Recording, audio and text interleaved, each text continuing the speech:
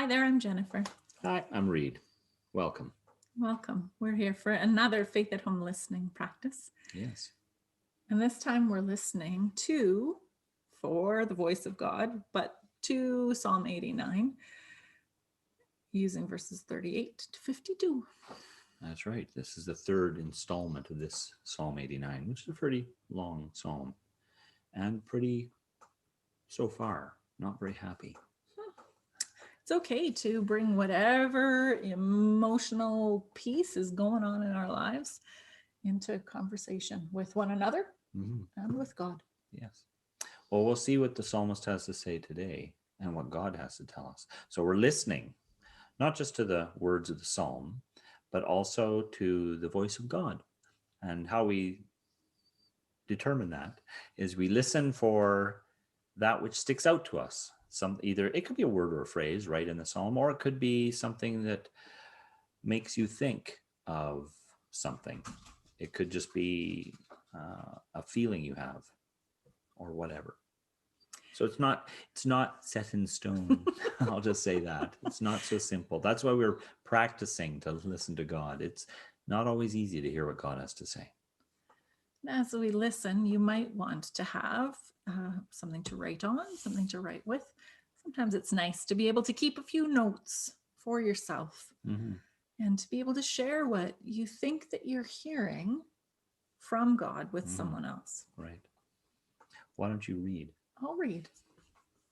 Join me in listening. So we pick up at verse 38, and it starts, "But you have spurned and rejected the king. You are angry with your chosen king. You have repudiated your covenant with your servant. You have thrown his crown to the ground. You've broken down all the walls. You have made all the strongholds a heap of ruins. All who pass by have robbed him. He's become an object of disdain to his neighbors. You've allowed his adversaries to be victorious and all his enemies to rejoice. You turn back his sword from the adversary and have not sustained him in battle. You have brought to an end his splendor and have knocked his throne to the ground. You have cut short his youth and have covered him with shame. How long, O Lord, will this last? Will you remain hidden forever? Will your anger continue to burn like fire? Take note of my brief lifespan. Why do you make all people so mortal? No person can live on without experiencing death or deliver their own life from the power of Sheol. Where are your earlier faithful deeds, O Lord, the ones performed in accordance with your reliable oath to David? Take note, O Lord, of the way your servants are taunted and of how I must bear so many insults from people. Your enemies, O Lord, hurl insults. They insult your chosen king as they dog his footsteps. The Lord deserves praise forevermore. We agree. We agree. Thanks. What do you notice as you listen to that today? What I picked up on was that take note of my brief lifespan. Why do you make all people so mortal? That really struck me as it make people all people so mortal, so mortal. Like we live such a short period of time. I mean, it seems like a long time, if you go see your elderly relatives and they're like 95 or 100 or something, and you go, wow, you've lived a long time. But really, in the face of all of history, it's just a drop in the bucket. It's like here today, gone tomorrow. Comes up a lot in the Psalms. And that stuck out to me. I guess maybe partially in this translation, the way it's translated, why do you make all people so mortal, was just an interesting way of putting it. Why are we so mortal? Why aren't we more durable somehow? We last such a short time. And then even the very end, thinking of elderly relatives who've lived a good long life, and they've lived not even 100 years, and they're saying, why aren't I dead yet? Hmm. Why does it keep going? It's this weird kind of thing. It just made me think of that. Why are we so mortal?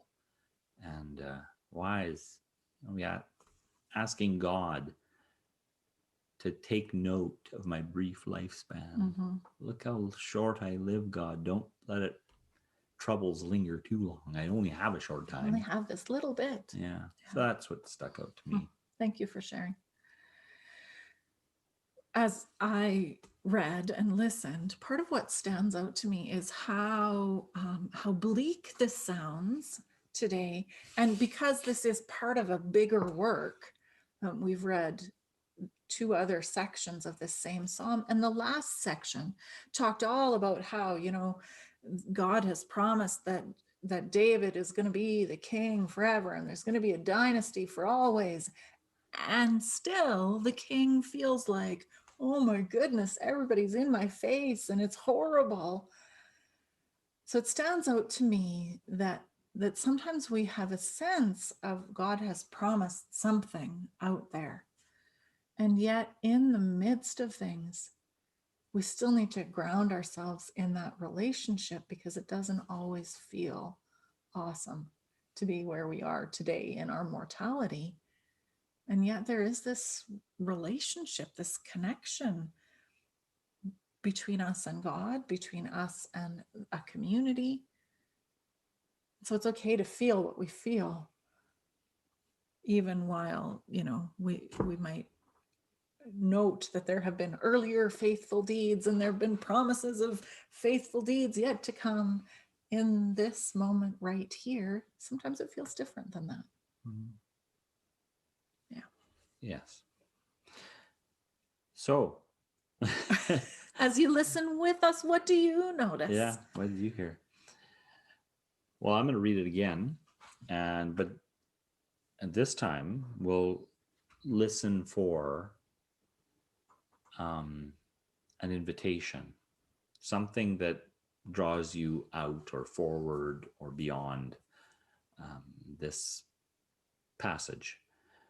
Just a few verses here, but God will speak to you, and it'll be an invitation calling you for a movement of some kind.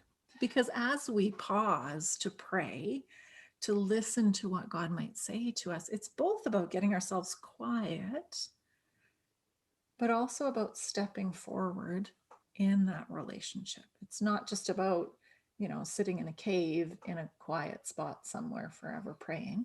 Some people, bless their hearts, are called to that kind of contemplation. But most of us need something in the midst of our everyday activities that calls us forward in our relationship with God. Right. So listen as I read Psalm 89, verses 38 to 52 in the NET version. But you have spurned and rejected the king. You're angry with your chosen king. You have repudiated your covenant with your servant.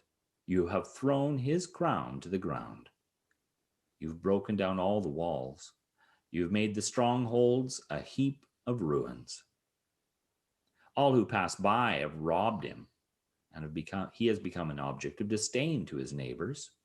You have allowed his adversaries to be victorious and all his enemies to rejoice. You turn back his sword from the adversary and have not sustained him in battle. You have brought to an end his splendor and have knocked his throne to the ground. You have cut short his youth. You've covered him with shame. How long, O Lord, will this last? Will you remain hidden forever? Will your anger continue to burn like fire? Take note of my brief lifespan. Why do you make all people so mortal? No one can live on without experiencing death or deliver their life from the power of Sheol. Where are your earlier faithful deeds, O Lord, the ones performed in accordance with your reliable oath to David? Take note, O Lord, of the way your servants are taunted, and of how I must bear so many insults from people. Your enemies, O Lord, hurl insults. They insult your chosen king as they dog his footsteps. The Lord deserves praise forevermore. We agree. We agree. Mm. The invitation that I hear through that today is to be aware of my mortality. No one can escape death, nor can I escape all the little deaths that come before that final physical death. So, in the midst of that, to know that I can be loved by God is a help and a solace in the midst of all those little deaths that come before a final earthly death. What do you notice? Well, it's pretty bleak, this whole passage, until the very end. The psalmist sort of throws out the last line or two, the Lord deserves praise forevermore. I guess what I'm struck by and what I'm drawn in by is this.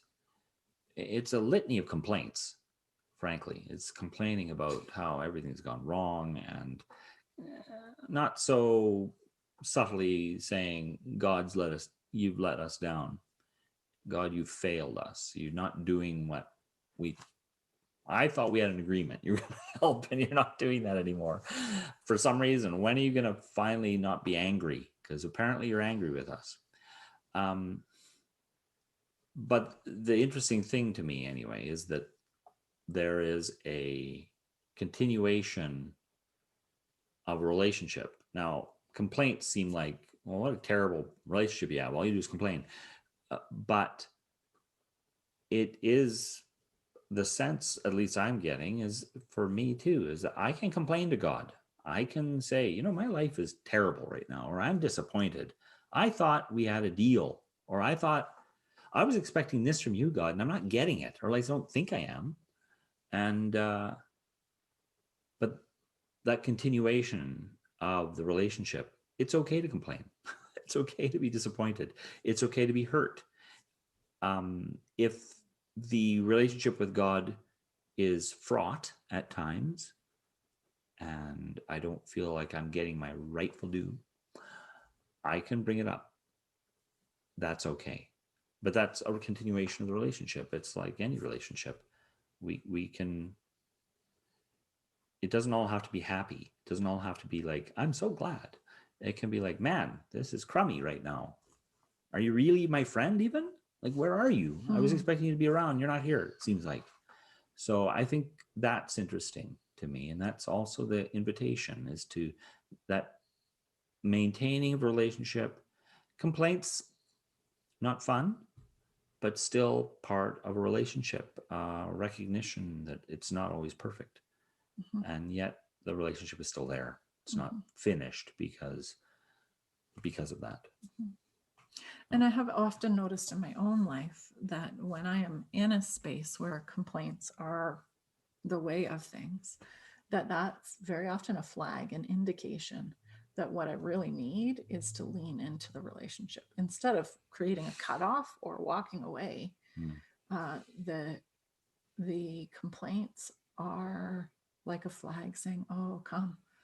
Wow, do you need nourishment, Jennifer? You need to dig into this relationship deep." So I wonder what you notice as you listen. I wonder what invitation stands out to you. Whatever it might be, whatever the feelings of this moment are, we are invited into relationship with God and with one another. And we'd love to hear from you. Thanks Indeed. for being with us today. We'll see you again. Bye-bye. Bye-bye.